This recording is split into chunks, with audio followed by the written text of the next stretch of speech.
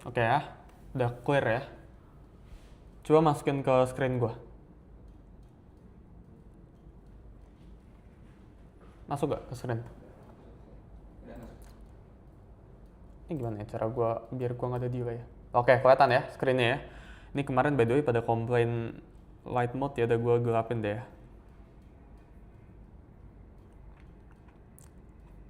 Oke. Oke. Kelihatan ya, sorry tadi ada kendala, udah clear ya. Gua ulangin ya, jadi buat teman-teman yang baru join dan nonton replay, live ini tuh jadi kurang lebih 1 minggu yang lalu ya, kita ada open portfolio, open porto senilai $100.000 ya, alias 1,8 miliar. Dan ini gue pengen updatein aja progresnya ke kalian ya. Jadi per hari ini kita live, ini kalau kalian cek ini portonya ada nih ya, lagi running ya semua posisinya. Tolong di zoom dong. Ya, jadi sekarang itu kita bergerak di angka 95 ribuan ya. Jadi kita, sabar ini gue ganti last 7 days ya. Nah ini. Ya, 95 ribuan. Jadi kita turun portfolionya sebesar 5% ya sejak 4-5 hari belakangan. Kita ada beberapa trades, semua trades saya itu kita bagiin di internal. Jadi kita ini bukan gue tradingin sendiri, bukan gue ngikutin sinyal orang lain, ini gue cari sendiri ya koinnya di sepanjang bear market ini dan gue tradingin gitu. Dan ini sebenarnya semuanya itu di tradingin di internal member di Trade Usuli. Dan dalam live ini gue juga pengen bahas ya tentang potential outlook market buat kedepannya. Jadi langsung aja kita masuk ke dalam chart. Coba masuk ke screen gue. Masuk ya screen gue ya. Jadi di live sebelumnya tuh banyak yang komplain ya. Banyak yang komplain bilang kenapa chartnya itu terang banget ya. Mata mereka itu sakit, mata kalian itu sakit. Jadi yaudah kita balik lagi ke dark mode ya. Kita balik lagi ke yang gelap gitu ya. Jadi Bitcoin beberapa hari belakangan ada beberapa hal ya yang pengen gue discuss sebelum gue masuk ke sisi teknikalnya dulu. Kita masuk dari data yang pertama. Ya, ini ada data on-chain, Bitcoin spots demand. Ya, it's about to turn positive for the first time since February ya.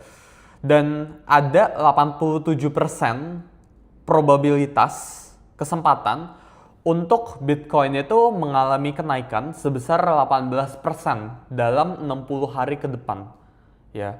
Chance-nya itu 87%. Nah, ini berdasarkan spot demand ya yang turn-nya itu positif. Ini datanya itu diambil sejak 2024 ya. Dan dari kalau kita ngomong 100 kejadian, 87 kejadiannya itu Bitcoin itu mengalami kenaikan 18%. Ini tahun dong kalau gue nggak pegang laptop ke muka gue kayak kemarin ya dalam 60 hari ke depan. Jadi buat chartnya Bitcoin kalau kalian cek ya, Bitcoin apparent demand ya, with this valuation depressed ya, win rate itu jump by a lot gitu. Nih kalau kalian cek ya, ini kita udah nggak ngalamin ini sejak Februari ya. Jadi terakhir kita ngalamin ini tuh kurang lebih di bulan Februari yang gue circlein sebelah sini ya. Terusnya sekarang itu kita baru bakalan ngalamin turn positif ya dari spot demand ya. Jadi Bitcoin itu ada potensi untuk revival ya berdasarkan indikator ini. Nah itu data yang pertama. Yang kedua ya kita juga baru lihat BlackRock ya. Ini institusi yang lumayan besar ya, number one ya. Orang yang punya banyak uang lah ya, fund yang punya banyak uang ya. Dia baru aja nyaranin buat alokasiin 1-2% dari portfolio orang-orang yang punya traditional finance ya. Orang-orang yang punya portfolio TradFi ya diajak buat masuk ke Bitcoin. Karena BlackRock ini menilai setelah mereka ini ngelakuin research, ini research itu public ya, kalau kalian cari ya. Kalau kalian taruh 1% at least dari portfolio kalian, ya misal lu taruh equity, taruh mana dan sebagainya, tapi lu sisihin aja 1% dari portfolio lu ya, buat sisihin ke Bitcoin, portfolio lu itu berpotensi untuk membaik. Ya, jadi alfanya itu meningkat gitu ya, Sharpe ratio juga meningkat, information ratio juga meningkat, semuanya chartnya itu menaik gitu ya. Apalagi kalau taruh 2%. Ya, 2% itu juga ada potensi ya buat marketnya ini mengalami rally. Jadi secara Sharpe ratio ini lebih bagus kalau lu taruh 1-2%. Nah, ini institusi itu udah mulai alokasiin uang mereka atau udah mulai bilang-bilang ke nasabah mereka kalau Bitcoin ini wise untuk lu taruh, misal lu punya 100 juta gitu ya, lu taruh 1 juta ke Bitcoinnya, 99 jutanya baru lu invest ke equity stocks di luar sana gitu. ya S&P, gold dan sebagainya gitu ya, berdasarkan BlackRock sebelah sini gitu.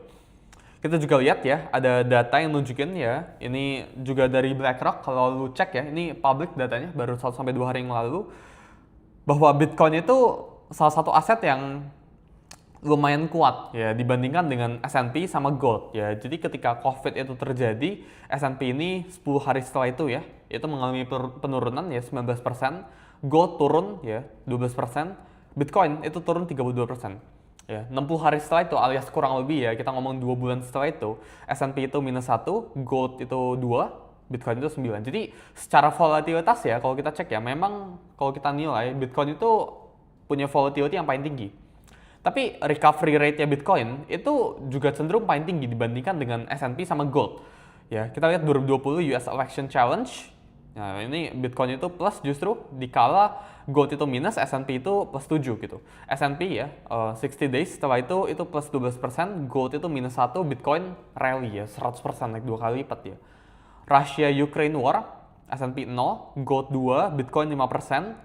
Ya, ini juga minus. Jadi kalau kita cek ya dari sampel data 6 kali ya, 6 tahun belakang 1, 2, 3, 4, 5, 6 ya. 5 dari 6 kejadian Bitcoin itu mengalami rally.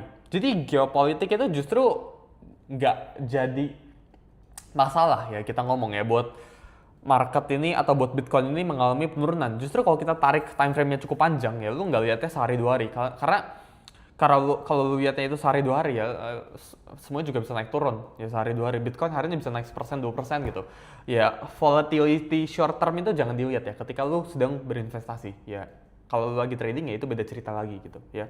Tapi kalau kita lihat ya berdasarkan 60 days return, Bitcoin ini 5 dari 6 kejadian ya, ini mengalami positive return gitu ya. Terusnya juga ada data yang menarik ya, what price will Bitcoin hit in August ya. Jadi 65.000 ini actually udah hit ya.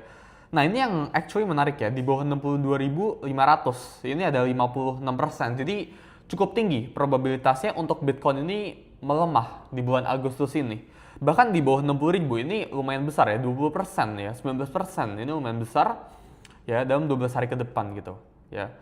Terakhir ya, ini data ya dari Velo. Kalau kalian cek guys, ini aggregated open interest coin candles ya.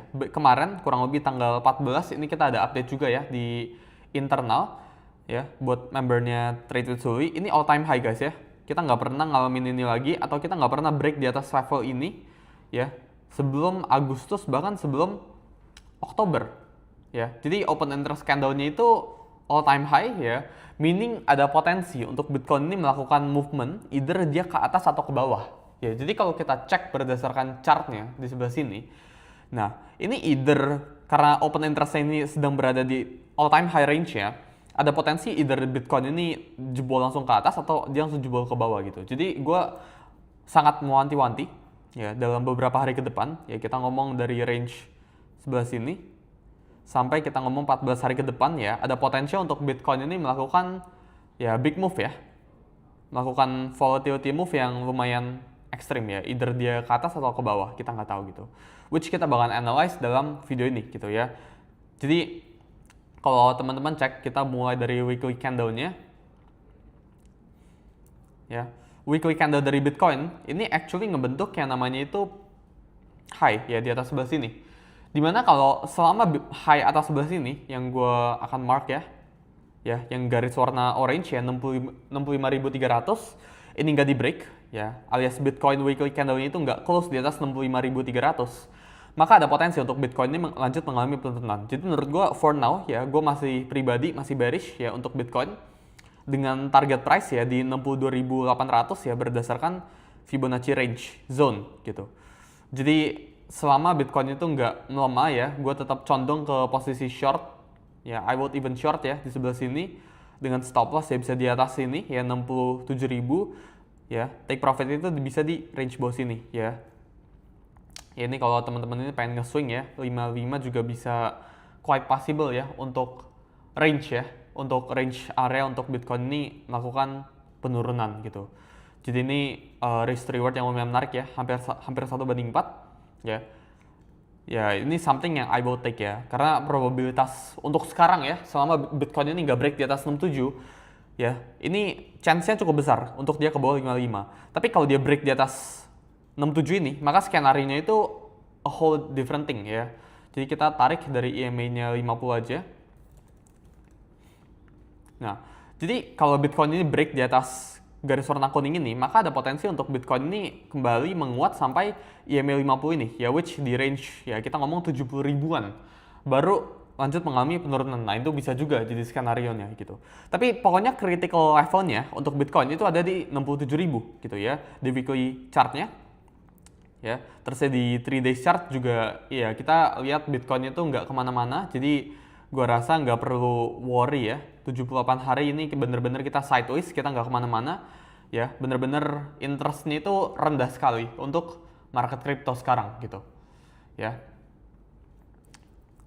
Dan yang namanya itu predictions ya atau trading ya, itu pasti ada menang ada kalah gitu ya. Jadi lu nggak bisa sekedar semena-mena lu harap lu all in terus langsung jadi kaya, itu nggak mungkin gitu ya. Jadi lu nggak usah nonton channel ini kalau lu berharapnya satu kali trade langsung jadi kaya, karena lu butuh baik banget sets ya, baik banget simulasi gitu. Dan menurut gue ini probabilitas tertinggi ya buat Bitcoin sekarang itu movementnya itu kayak gini gitu ya. Jadi selama Bitcoin itu nggak nembus di atas 67.000, maka ada potensi untuk Bitcoin itu melemah sampai angka 50 ribuan ya dalam 2-3 bulan ke depan. Nah, itu outlook dari gue pribadi. 1% mana kenyang. Nah, itu mungkin tadi bicara tentang BlackRock ya. Jadi terkadang beberapa fund-fund besar itu nggak incer yang namanya itu high percentage ya. Jadi dalam hedge fund namanya itu kan hedge. Hedge itu kan hedging gitu. Jadi fund-fund itu ada yang ngincernya itu beta ya. Jadi kalau gue gambarkan di sebelah sini, misal ya yang namanya misal ada fund A contohnya di sebelah sini ya. Fund A ini misal SPX ya, S&P 500 ini ngasih return year on year misal 10% gitu ya. Terus ada fund A yang bilang mereka itu beta 0,5 contohnya. Artinya apa? Nah, ini sering banget nih, ini dipakai nih buat bahasa-bahasanya. Jadi artinya ya, kalau misal S&P itu return atau menguat sebesar 10%, fund A ini bakal mengalami kenaikan ya 5% gitu. Ya, sebaliknya. Ya, jadi kalau misal fund A itu ini S&P itu naiknya itu 10% ya. Dengan beta 0,5 fund A ini bahkan mengalami kenaikan itu segini gitu. Sama ya. Kalau S&P itu mengalami penurunan, contohnya misal tiba S&P itu turun 10% gitu ya. Fund A expected return-nya itu juga minus 5%. Jadi terkadang ya orang-orang kaya itu pengennya nggak pengen profitnya itu besar-besar. Yang penting portfolio volatility mereka itu nggak sebesar itu gitu. Yang penting naik turunnya, kalau mereka punya 100 triliun, yang penting nggak gerak 10% sehari gitu. Kalau nggak mereka suka panik gitu. Nah, contoh lainnya ya, ada juga yang namanya itu alpha. Nah, alpha itu misal gue sebut alpha 1,5 gitu. Ya. Nah, kalau alpha 1,5 berarti S&P kalau pergerakannya itu misal 10% ya, maka fund A ini expected return-nya ya itu plus 15% gitu. Nah, kalau alpha-nya itu misal 2, alpha portfolionya suatu fund itu 2, nah maka berapa? Jawabannya itu 20%. Nah, gini ya, jadi cara ngitung alpha sama beta tuh kayak gini gitu. Nah, yang gue pengen kalian tahu ya, nggak semua orang itu pengen nyari profit itu besar-besaran ya. Terkadang ada aja orang kaya di luar sana yang udah punya duit puluhan triliun ya, dan gue ngeliat ya, mereka itu nggak pengen portfolio mereka itu gerak 5% ya, turun 10% gitu. Nah, mereka tuh nggak pengen kayak gitu ya. Mereka tuh yang penting, oh kalau marketnya itu crash misalkan ya, kayak misal kemarin COVID atau kemarin misal IHSG kita turun gitu ya, portfolio mereka itu nggak terdampak. Atau portfolio mereka itu kalau misal marketnya turun 20%, portfolio mereka cukup turunnya itu 10% aja gitu. Jadi ada beberapa fund-fund yang memang pengennya itu goalnya itu nggak outperform the market gitu. Makanya itu disebutnya itu hedge fund gitu. Jadi ada beberapa orang yang pengennya itu return itu nggak besar. Ada orang yang mungkin duitnya itu kecil, yang mereka itu pengen incer return sebesar-besarnya. Jadi goal investasi setiap orang itu beda-beda. Makanya lo itu nggak boleh bilang ya kalau gue punya uang 10 juta itu gue harus pakai buat apa gitu. Kalau gue punya uang 1 miliar gimana caranya? Nah itu pertanyaan yang paling gue benci gitu. Kenapa? Karena tujuan investasi setiap orang itu berbeda-beda. Ada orang di luar sana ya yang misal lu sekarang lagi nonton, lu pengen 1 miliar lu itu berganti jadi 10 miliar. Tapi ada orang yang sekarang lagi nonton ya, itu punya uang 1 miliar, tapi pengennya ini 1 miliar itu yang penting nggak hilang. Yang penting 1 miliar ini stabil, ya grow tambah 50 juta setiap tahun. Tambah 50 juta, tambah 50 juta. Gue nggak pengen 1 miliar ini jadi 10M ya, kalau resikonya itu besar gitu. Karena yang namanya itu reward, yaitu selalu mengikuti risknya ya. Jadi kalau gue gambarin chartnya ya. Nah ini chartnya kurang lebih kayak gini nih. Gue pakai ini ya. Warna hitam ya. Jadi yang namanya itu risk and reward ya itu selalu berbanding lurus ya. Nah kayak gini ya. Kayak gini ya. Jadi ketika lu lagi pengen incer reward yang besar sekali ya. Nah lu pengen incer nih reward yang besar sekali, maka risknya itu mengikuti. Nah gitu ya. Sini nih risknya gitu. Nah kalau pengen incer rewardnya ya udah rewardnya itu nggak usah besar-besar gitu ya. Berarti risk yang lu tanggung itu juga nggak besar gitu. Nah terkadang orang yang pengen punya 1M ya, orang yang udah punya 1M ya, mereka pengen incer ke 10M ya, misal 10M gitu ya. Nah 10M ini kan kalau lu pengen incer 1000% gitu dari portfolio lu, maka rewardnya itu kan besar ya. Maka kalau lu pengen incer reward yang besar ya, resikonya juga besar sebelah sini gitu. Jadi lu harus paham yang namanya itu investasi nggak bisa lu high risk high reward low risk, karena itu nggak mungkin gitu ya. Yang ada dan yang mungkin justru ya itu kayak gini. Nah chartnya bisa kayak gini, yang warna hijau kan lihat ya. Jadi cara ngebaca chartnya itu bisa aja lu dapetin reward yang rendah. Ini gue bisa aja lu dapetin reward yang rendah. Ini gue gambarin kayak gini ya. Nah ini by gimana ya cara gue gambarnya? Bisa aja dapetin reward yang rendah tapi risknya itu tinggi. Jadi, oh ya benar kayak gini ya. Nah kayak gini ya. Ada juga chart risk and reward kayak gini ya. Lu pengen bisa aja lu dapetin, nah ini bisa aja lu dapetin reward yang rendah tapi resiko yang lu ambil itu tinggi gitu. Jadi terkadang tuh ada beberapa options yang kayak gini juga gitu. Jadi dalam financial market ya jarang sekali yang namanya itu ya low risk, risknya itu rendah sebelah sini, high reward. Nah ini nggak mungkin lah sebelah sini gitu ya. Sama kayak ini ada yang tanya gitu misal ya, oh meme coinnya tuh kayak gimana, kalau meme coin trading kayak gimana, itu kan low risk high reward gitu. Lo nggak juga gitu, lo harus cari berapa ribu altcoin atau meme coin biar lo bisa ketemuin alfanya. Gue 2024-2025 dapetin Trump ya. Trump itu kayak hampir 100x ya kita kalau di trade itu. Tapi sebelum itu kita cari berapa ratus altcoin, berapa ratus meme coin yang eventually turun 90%. Jadi ya susah ya kalau lo pengen cari yang kayak gini-gini, pengen cari yang instan-instan tuh nggak bisa gitu ya dalam chart. Gitu. Itu dalam market ya.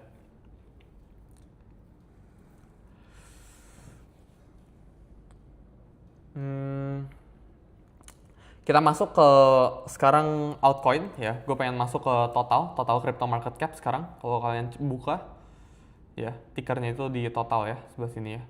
Kita masuk ke weekly chartnya. Ya jadi chart total ya. Ini gue ngelihatnya some kind of head and shoulders ya. Jadi pertama ini left shouldersnya, ini headnya, ini right shouldersnya ya. Jadi kalau gue gambarin kurang lebih kayak gini ya, dimana kalau ini bisa breakout ya, breakdown ya, maka ada potensi ya untuk head and shoulders ini ke activate. Ya kita lihat aja, kita tarikin aja Fibonacci dari atas ke bawah 0,618 ya, kurang lebih ada di 1,43T ya, which ini lumayan masuk akal ya. Karena altcoins itu most likely itu mengalami penurunan ya, drop lumayan signifikan. Jadi gue lumayan expect ya, kita sideways kayak gini baru lanjut mengalami rally ya, atau bisa juga ke bawah sini baru lanjut mengalami rally gitu. Intinya menurut gue sekarang itu kita jangan expect buat market itu rebound cepet-cepet ya, karena market itu susah ya. Lu pengen expect buat market itu rally sekarang juga ya, gimana caranya marketnya itu kembali bullish kayak 2024 2025, itu gue kasih tau lu ya, itu cuma 4 tahun sekali yang lu bisa ngalamin kayak gitu ya.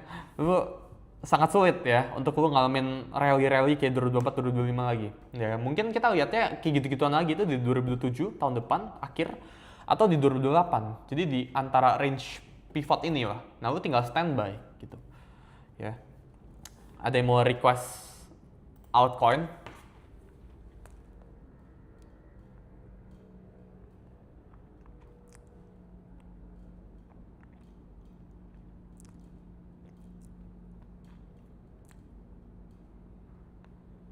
Altcoin atau chart apapun?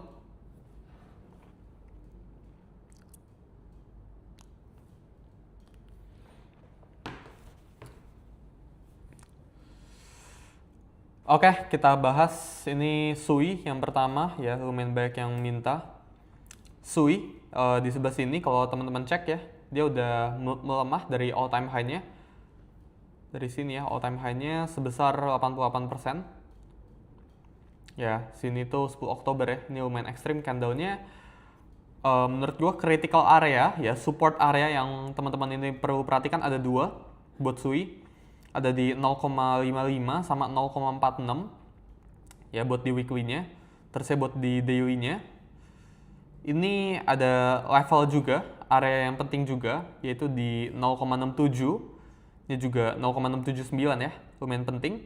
Ya ini bisa jadi resistance-nya. Terusnya juga finalnya itu ada di sebelah sini 0,77 ya. Ini ada area resistance juga gitu. Jadi kalau kita bedahin ya, chartnya kurang lebih seperti ini sekarang ya buat SUI. Critical area-nya itu yang garis warna orange. Kemarin SUI ini baru aja ngebentuk base ya, terusnya dia breakout ya, breakdown dari base-nya. Sekarang itu berpotensi untuk retest, tapi target menurut gue pribadi sekarang market structure-nya belum benar-benar kebentuk ya. Dia masih sideways drop ya.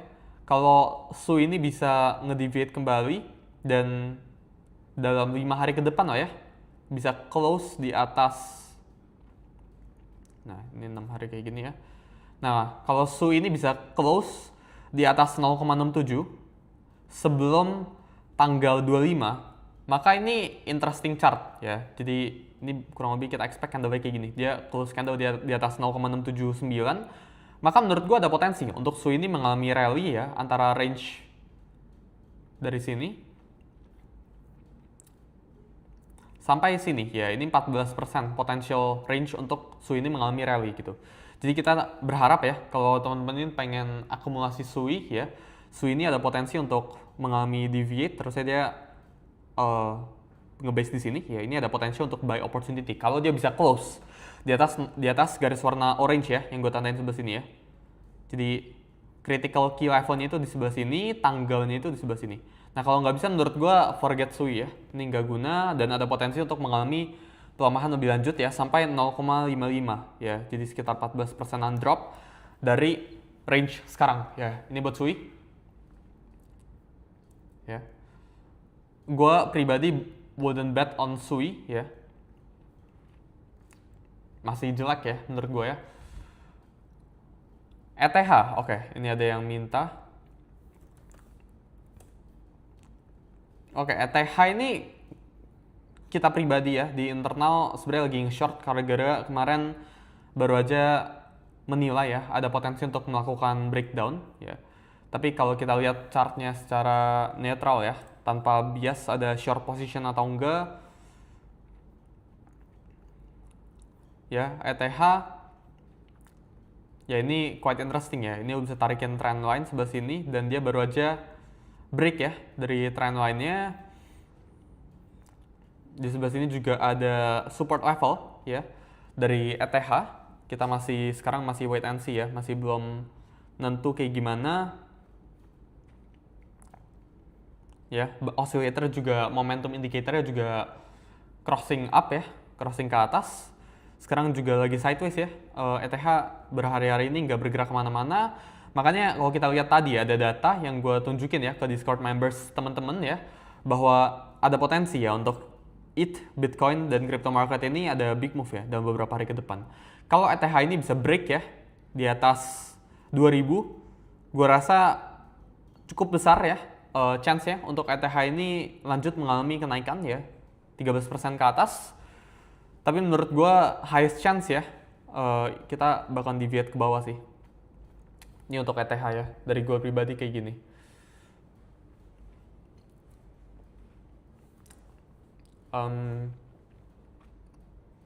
Oke, Solana. Oke, ini juga sama ya chartnya. Kita kemarin trade ada kena SL.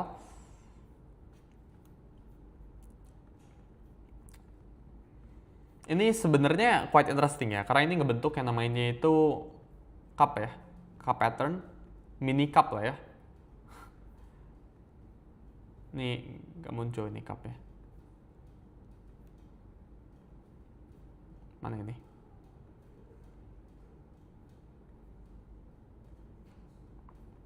Nah, yang pakai coret ini aja ya. Oke, ini. Nah, gini ya. Ini ada potensi untuk membentuk cup pattern ya. Gue lumayan melihat ya, ada potensi. Dia kemarin baru aja nge-false break ya, Solana. Di sebelah sini potential break resistance. Di sebelah sini kalau dia bisa break, menurut gue not really impossible ya buat Solana ini rally menguat ya di daily time frame. 6% kurang lebih ke atas ya, ke 82-an. Ini lumayan menarik ya buat Solana ini rally ya, selama dia nggak menembus di bawah sini ya. Tapi gue pribadi nggak bakalan really ambil this bet ya. Gue kurang suka ya sama koinnya.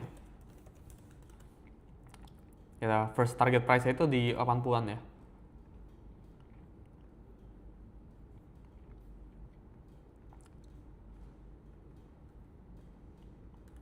Kayak gini.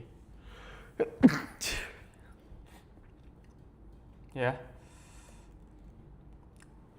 Oke, lighter ada yang minta. Oke, ini di daily-nya ya. Ya, lighter ini belum kemana-mana ya, for now ya. Masih currently sideways. Gue pribadi nggak ngelihat ada clear pattern ya di sebelah sini. Ya masih menghindar ya buat sekarang ya. Buat lighter, at least buat setup gue pribadi ya, masih belum. Hyperliquid. Ini kita masih ada position long ya. Ya tetap ya, gue percaya ini market structure Hyperliquid ini paling clean. Ya buat sekarang kayak gini ya. Buat Hyperliquid.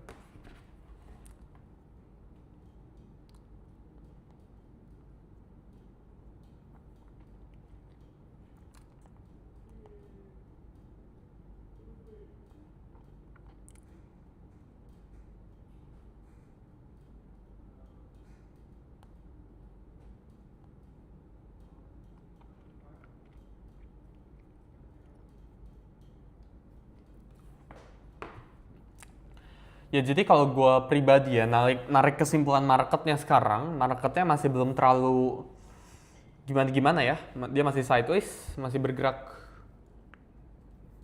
kurang jelas ya. Gue pribadi ngeliat ya, selama Bitcoin ini nggak break, nggak rally di atas 67, daily candle close ya, nggak di atas 67, maka ada potensi untuk Bitcoin itu turun ya ke angka 50-an something. Tapi kalau kalian spot play, menurut gue sekarang itu udah quite interesting ya. Jadi most charts ya, kalau tadi gue bisa nilai cepet ya, masih belum ada yang menarik ya. Lighter belum menarik, Sui juga masih wait and see, ETH wait and see, Solana wait and see juga, Lighter wait and see ya. Pump Fund, ya Pump Fund ini salah satu project yang menarik ya. Tapi sayangnya Pump Fund ini lagi ada di dalam area resistance. Ya, menurut gua kalau Pump Fund ini berhasil break di atas resistance-nya ini, next targetnya buat Pump Fund itu di 0,0047 di daily chart-nya. Ya dia sih udah mau break kelihatannya, tapi gue pribadi bakalan tunggu ya di mungkin area-area sebelah sini ya. Box-box warna kuning ini ya. Ini bisa jadi potential ya, waiting zone ya untuk teman-teman ini wait for pump fund ya. Menurut gue ini wise itu di range sebelah sini. Karena ini naiknya itu gila guys ya. Dia naiknya itu berapa derajat ini? 45, lebih dari 45 derajat ini kenaikannya. Kayak terlalu tegak guys. Trennya itu terlalu gampang buat di break gitu, ngerti gak sih? Jadi menurut gue ini momentum yang terlalu cepat dan gue pribadi nggak suka ngambilin koin-koin yang kayak gini ya. Meskipun ya sebenarnya kalau kita cek ya, ini gue buka Discord. Pump fund itu kita ada alert sebenarnya. Jadi di internalnya Trade with Sully ya, pump fund itu ya sekarang di 0,8.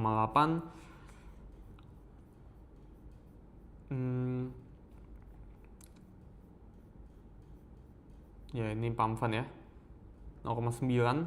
Meskipun ya I think ini kena stop out ya if I'm not wrong ya. Tapi tetap ya target price-nya sebenarnya ada di atas sebelah sini ya. Pump fund itu jadi salah satu watchlist kita emang dari dulu ya.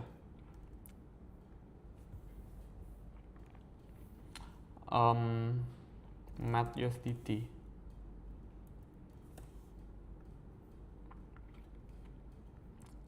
ya, ya ini koin yang capitulation ke bawah ya.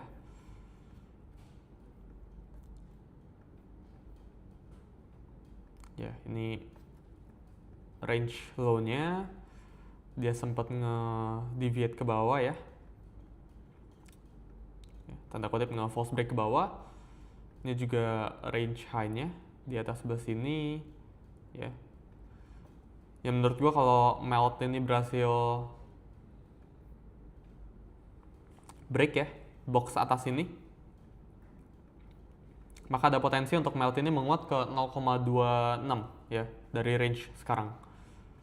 Tetap ya, gue pribadi nggak ambil bet ini. Masih very unclear ya buat sekarang ya. Masih kurang clear ya buat sekarang ya menurut gue.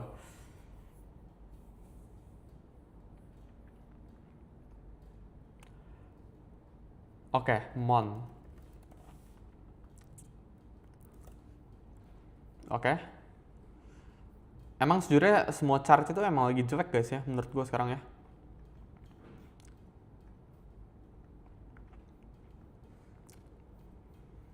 Ya actually ini dia ada di lumayan, ya based on chart dia ada di lumayan discounted area. Sideways ya dia, gak kemana-mana. Secara chart gue kurang suka ya, jelek. Pengu. Oke, Pengu ini ada di range low-nya ya. Ya gue pribadi baru akan akumulasi Pengu kalau Pengu ini drop di bawah sini ya. Dan secara fundamental itu dia bagus ya. Kalau dia masih bagus secara fundamental, gue mungkin bakalan akumulasi ya dari di range sebelah sini nih. Nah range bawah sini lah ya, 0,0052 ya, karena ini liquidity zone ya. Jadi kalau ini bisa ditembus, dia drop kayak gini terus dia bisa naik. Nah ini quite interesting ya. Tapi buat sekarang gue pribadi masih belum mau ngambil ya buat Pengu ya. Masih belum menarik buat sekarang.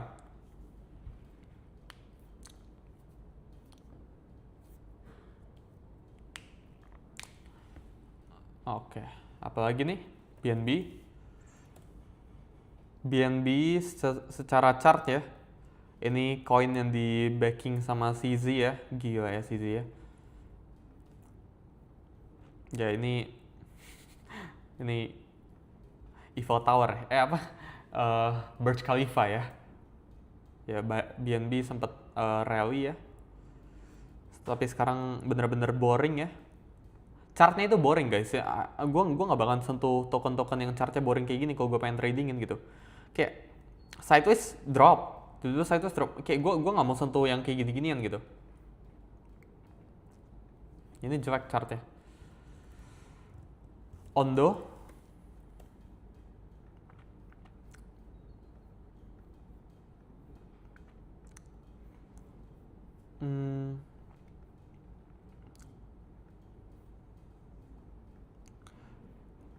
nggak ada ya setup buat gue pribadi buat Ondo ya.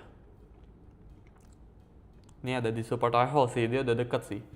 Tapi kurang ya sekarang ya. Ya watch list tetap sama ya, tetap di hyper liquid. Gue pribadi ya watch listnya.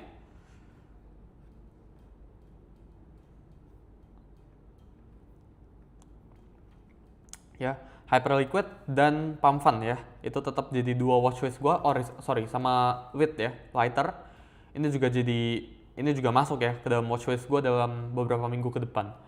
Tapi buat sekarang masih belum ya. Yang lain sih masih belum buat sekarang. Karena memang semuanya pada turun guys.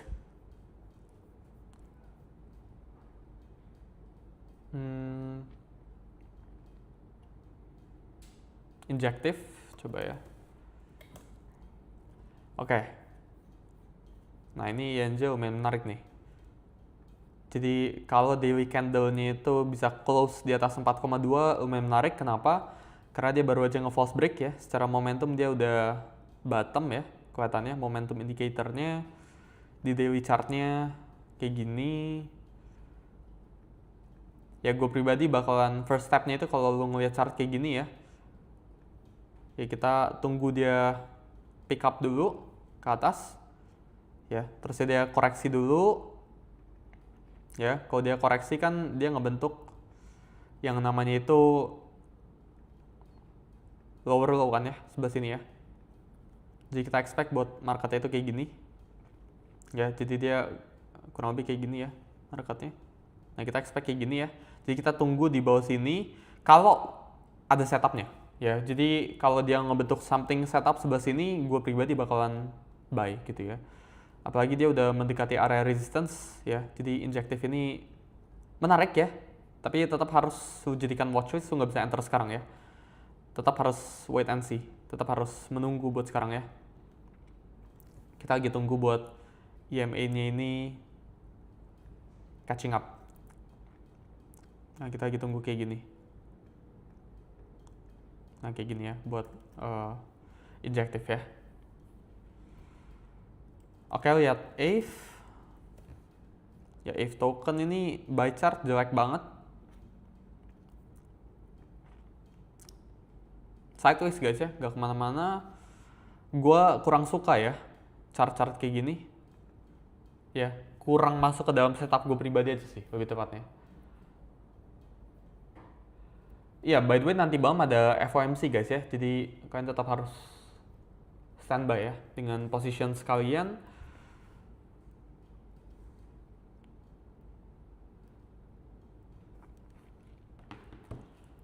Gold ya, gold ini menurut gue ya, kalau dia bisa break di bawah 4.300-an ya, ini ada potensi menurut gue untuk kita melihat gold ini melemah ya sampai range bawah sini ya, 4.100 sampai 4.200-an. Ini quite interesting sih kalau pasang sell stop atau conditional order di sebelah sini dia lanjut mengalami penurunan itu oke sih menurut gue pribadi ya.